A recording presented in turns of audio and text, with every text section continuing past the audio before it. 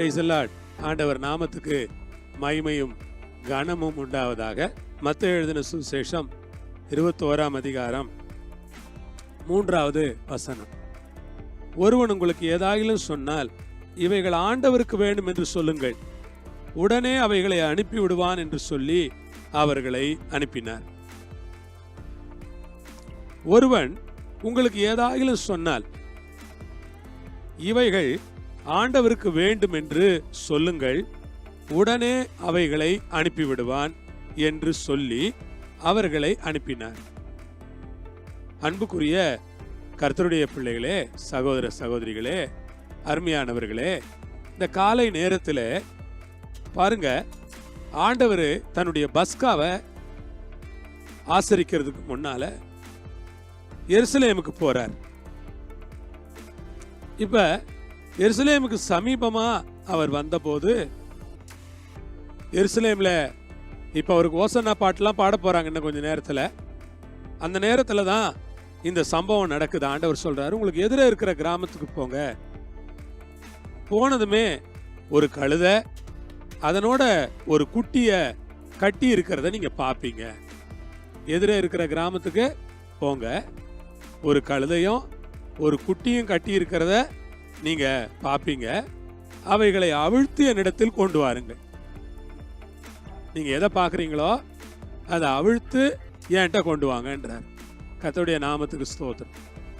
சகோதர சகோதரிகளே, ஒரு காரியத்தை நாம் புரிந்து கொள்ளணும்.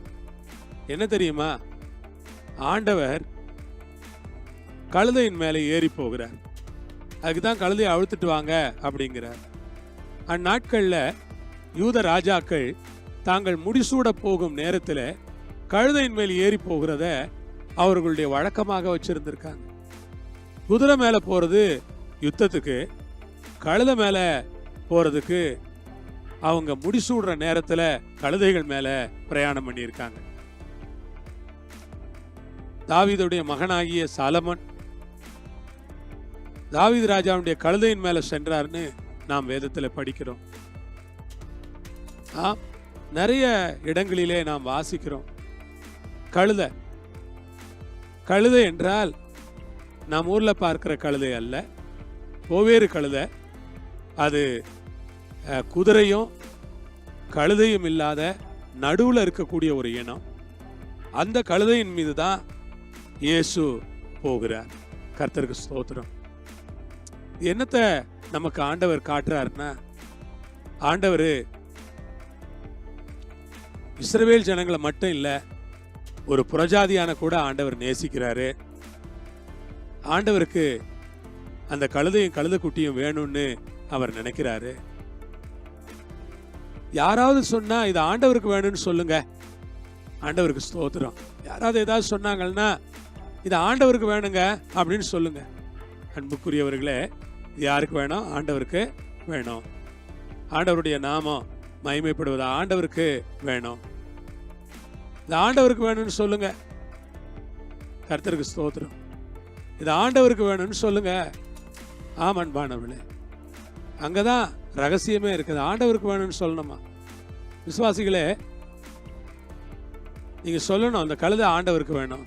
நீங்க சொல்லணும், நான் ஆண்டவருக்கு வேணும், என் குடும்பம் ஆண்டவருக்கு வேணும், என் பிள்ளைங்க ஆண்டவருக்கு வேணும், எங்க வீடு ஆண்டவருக்கு வேணும். நாங்க எல்லாரும் ஆண்டவருக்கு தேவைப்படுறோம். நாங்க யாரும் தேவையில்லாத ஆட்கள் இல்லை.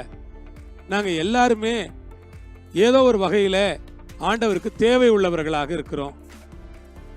நாங்கள் யாவரும் ஆண்டவருக்கு தேவை உள்ள மனிதர்களாக இருக்கிறோம்.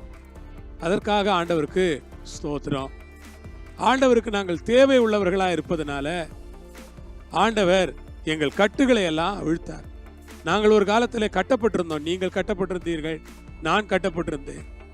ஒரு காலத்தில் அடிமைத்தனத்தினால் கட்டப்பட்டு, பிசாசினால் கட்டப்பட்டு, பாவத்தினால் கட்டப்பட்டு, பல சாபங்களால் கட்டப்பட்டு, அந்தகார வல்லமைகளால் கட்டப்பட்டிருந்த நம்மை ஆண்டவர் தமது கிருபையினாலே கட்டவிழ்த்து,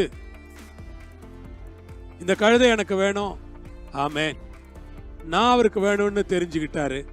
நீங்க அவருக்கு வேணும்னு தெரிஞ்சுக்கிட்டாரு. உங்க குடும்பம் அவருக்கு வேணும்னு தெரிஞ்சுக்கிட்டாரு. உங்க பிள்ளைங்க அவருக்கு வேணும்னு தெரிஞ்சுக்கிட்டாரு. நீங்க எல்லாருமே அவருக்கு வேணும்னு தான் அவர் உங்களை தெரிஞ்சுக்கிட்டார். அல்லேலூயா, கர்த்தருக்கு ஸ்தோத்திரம். நீங்க சொல்லுங்க, நான் அவருக்கு வேணும், நாங்க அவருக்கு வேணும், நாங்க எல்லாரும் கர்த்தருக்கு தேவைப்படுறோம். ஜெபம் பண்ணலாமா? எங்களை நேசிக்கிற ஆண்டவரே, உமக்கு ஸ்தோத்திரம். நாங்க எல்லாருமே உமக்கு தேவையுள்ளவர்களா இருக்கிறோம். எங்கள் கட்டுகளை அவிழ்த்து இவைகள் ஆண்டவருக்கு வேணும்னு சொன்னது நீங்க தானேப்பா, அதுக்காக ஸ்தோத்திரம். ராஜா, எங்கள் கட்டுகளை எல்லாம் அவிழ்த்தவரே, உமக்கு ஸ்தோத்திரம். எங்கள் கட்டுகளை எல்லாம் அவிழ்த்து இது ஆண்டவருக்கு வேணும்னு சொன்ன ஆண்டவரை நாங்கள் துதிக்கிறோம். இந்த வேளையில் ஒரு மனமா ஆண்டவரை போற்றுகிறோம், வாழ்த்துகிறோம், வணங்குகிறோம், கனப்படுத்துகிறோம். சுவாமி, உம்முடைய கரங்களில் ஒப்படைக்கிறோம். பொறுப்பெடுத்து வழி நடத்துங்க. உம்முடைய நல்ல நாமத்தை மாத்திரம் மகிமைப்படுத்திக் கொள்ளுங்க. கனமும் மகிமையும் துதியும் உங்களுக்கு இயேசு நாமத்திலே பிதாவே, ஆமென். அல்லேலூயா. ஆண்டவருக்கு ஸ்தோத்திரம்.